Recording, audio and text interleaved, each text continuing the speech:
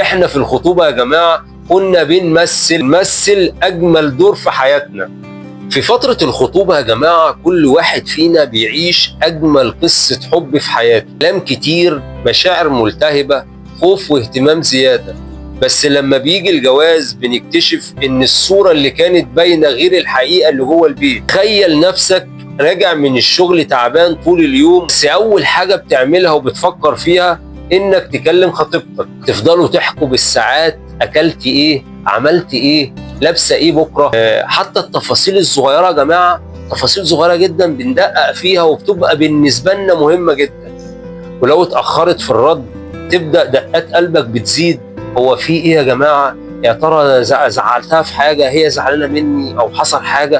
وهي كمان طبعا كل مره بتقابلك بلبس احلى ما عندها، صوتها هادي جدا، كلامها كله حب واهتمام، وتحس انها شايفه فيك فارس احلامها وانت شايفها الاميره اللي كنت مستنيها طول عمرك.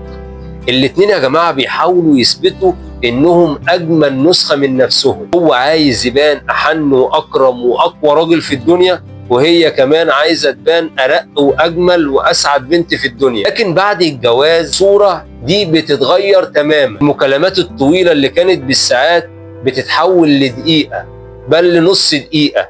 بتقول فيه مثلا هات لبن وعيش وانت جاي، ما تنساش تدفع الفواتير، كلام زي كده. الكلام اللي كان كله قلوب وغزل بقى كله مسؤوليات وهموم.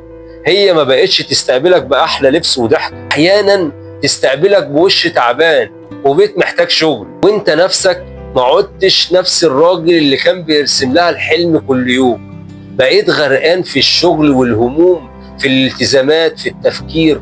وهنا تظهر الجملة اللي بنسمعها كتير جدا في جوازات الأيام دي: أنت اتغيرت وأنت كمان اتغيرتي. الجملتين دول بيتقالوا في كل بيت. الحقيقة إن محدش اتغير. إحنا في الخطوبة يا جماعة كنا بنمثل أجمل دور في حياتنا، لكن بعد الجواز التمثيل خلص والحقيقة ظهرت. حب ما اختفاش، بس اتحول من مشاعر رومانسية ساخنة لمسؤوليات يومية محتاجة صبر وحكمة.